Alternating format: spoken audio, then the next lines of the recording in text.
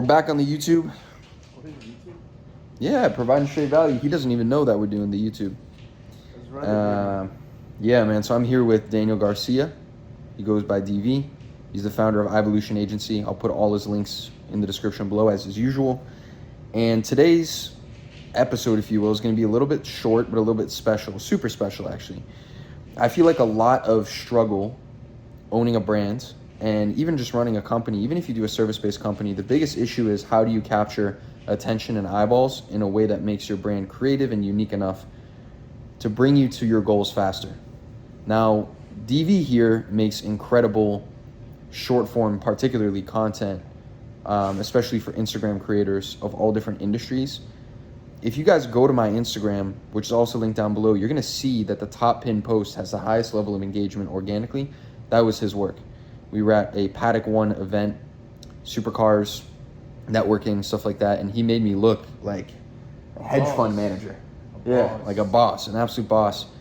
And brought people to my DMs, and people found out what I did after the fact. So I wanted today's video, DV, to be, I didn't even prompt him on anything, but I wanted today's video to be step-by-step, kind of like in each stage of like starting with someone starts a business to someone is at that 7-figure level. What are the key checkpoints that you would recommend that they implement in terms of their content and their branding at each stage as they go? So starting off, like, I'm new to business. I just opened my LLC, right? Mm-hmm. We'll give an example of an ecom brand. Doesn't matter, merch, whatever, okay? What's the first thing that they should invest in for content? I mean, first off, you're just starting out. You need volume, right? You need to put as much content as you can out there, and really focus on the branding and just making it appealing to people. And you want to focus on engagement, right? You want to make people engage with your content, make it resonate with them. So you got to kind of like tackle insecurities, things that resonate. You know, like your mom, depending on your mom. That's something that resonates. Everyone has a mom, right? Everyone has a dad. Everyone has a mom and a father. So something you got to make content that resonates with people. That's the type of content that, for the most part, goes viral, right? Because it resonates and makes people share. So, but for example, you give an example with an ecom brand, right? So, give me a topic, specific ecom brand. Okay, let's say that they make collector designer baseball hats. Collector designer baseball hats. I'm very, very knowledgeable in the baseball space. Well, some one-on-one shit. One-on-one shit. You know, they make baseball hats for every team, but it's got like stickers and emblems and embroidery. Okay. Yeah. Let's go with soccer. We'll go soccer. Let's go Same soccer. concept. Same concept, but I'm a little bit more knowledgeable in soccer. So, okay, so let's say you're trying to, let's go a coach, a soccer coach. And for example, for this soccer coach, his audience, he's trying to teach 14-year-olds, like 15-year-olds, how to play soccer, how to develop their skills. So how would you brand yourself? Mm-hmm. Mostly you're social content, right? So even you don't need professional, like high quality production for this stuff for the most part when you're first starting out. Because when you're first starting out, of course, your budget isn't there.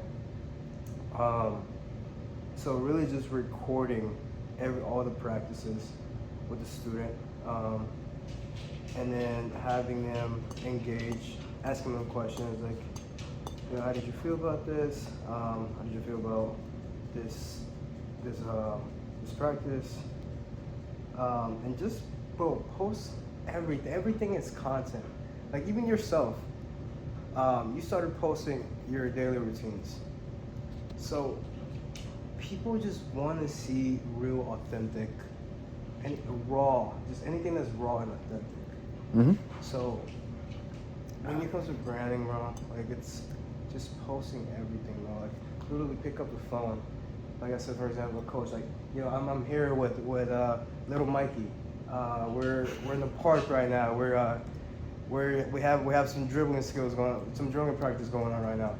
And then just posting that, and then showing the behind the scenes, and posting out your story, posting out as a reel, and people are like, oh, this guy's, they start seeing your personality, how you talk, how you engage with a student, and that just makes them, oh, this guy seems like a cool guy.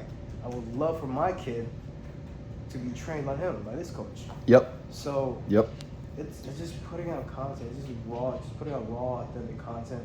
But it's all tailored. Like, for example, you can't post content like that if your audience is different. For example, a super high-end restaurant or super high-end, like, exotic rental business. Like, right. That's a whole different audience. So and everything needs to be tailored to what type of audience you're trying to attract, right? Your ideal avatar. So, but like I said, it's just being raw. Yeah.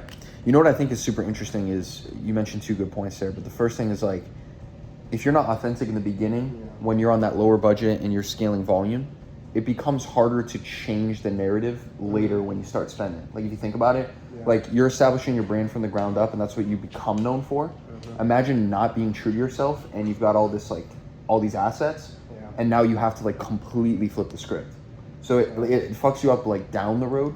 Yeah. And another thing too, bro, is I feel like if you think about starting off on a, like you said, like home videos or like starter budget or just being authentic and taking as much as you can on your phone and stuff like that, bro, you know who's a great example in the fitness space is Sam Sulek, bro. Because this man literally grabbed a camcorder from the 90s in his attic and literally went and just posted 1 hour raw unedited footage in the gym. And he actually kept that style through today because he realized he didn't have to out leverage his content because people fucked with like the OG stuff. So imagine if you started with a high budget and it turns out that hypothetically, if you started with a low budget and did authentic stuff, that would have done better. So now you're stuck in this rabbit hole where you can't see the end of it because you're like, why am I not getting numbers up? Maybe because you're actually overdoing it, right? Like, you won't advise a client that's not production ready to go production ready, right? Right. Yeah, it's interesting. Yeah. So when let's say someone's now at a stage like this fitness coach who coaches soccer, now he's making 5 figures in brand deals on the side through his content. So now he's getting cash flow through the content. What would you say his next move would be? Like Eyexvolution, the work that you guys do, now he's ready for like Hollywood level production on his reels, right? What would be your approach? I mean, like it's most on, I'd say focus more on telling you a story of why you started this with high level production. So this is something we call brand story video.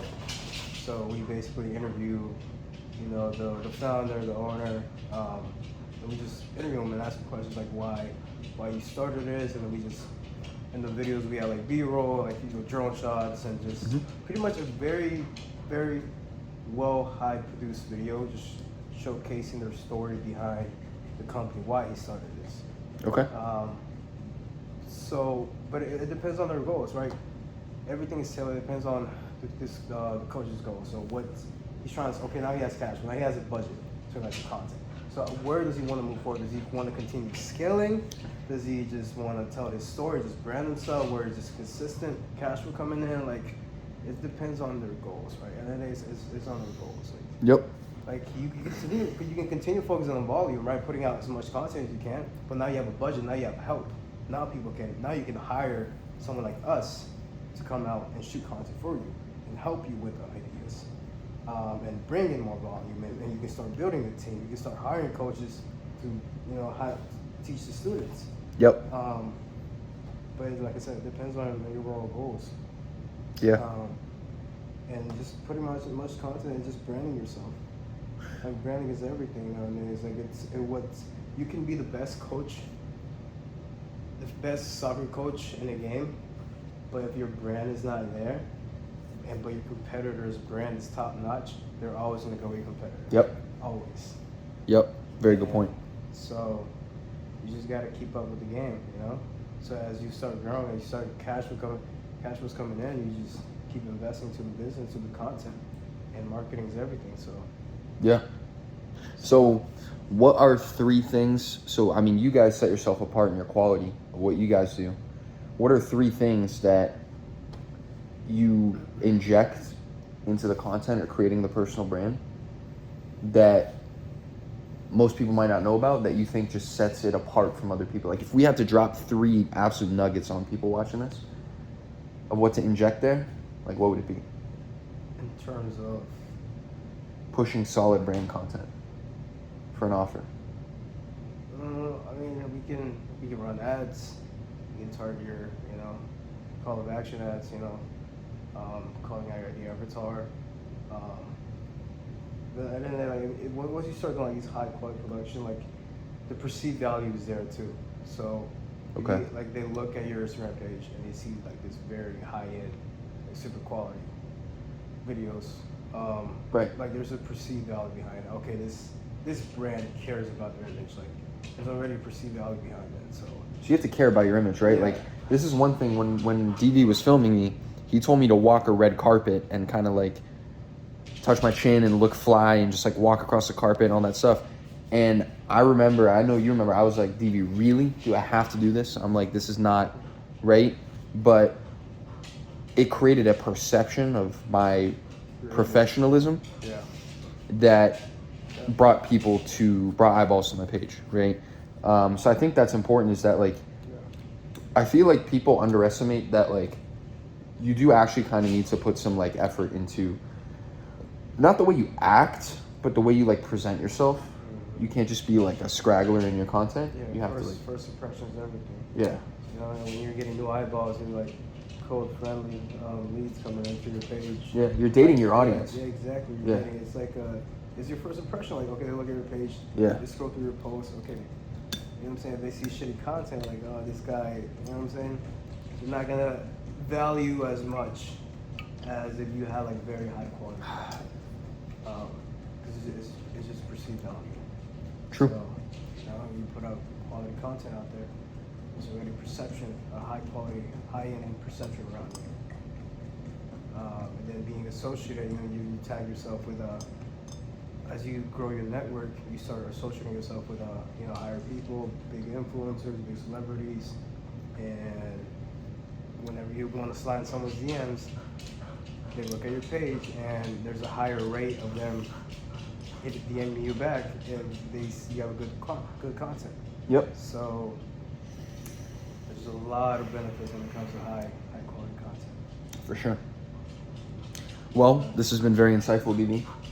Like I said, his links are down in the description below, my Instagram as well. Go check out the pin post that he made of me at the event. It's on the top right corner of my Instagram. Go check out his page, because that's certainly where you can see all of his samples, like the best of the best. He consistently, I'm gonna tell you right now, you guys don't know this about him, but I'm gonna say it here on my channel, because it's my channel. He consistently has so much stuff in the vault that he shows us that is 11 out of 10 that he won't post. So if you think the stuff that he posts is good, just wait until he shows you something on the low. Book a call with him, because he'll give you more sauce than he did today for free. And I'll see you guys in another episode.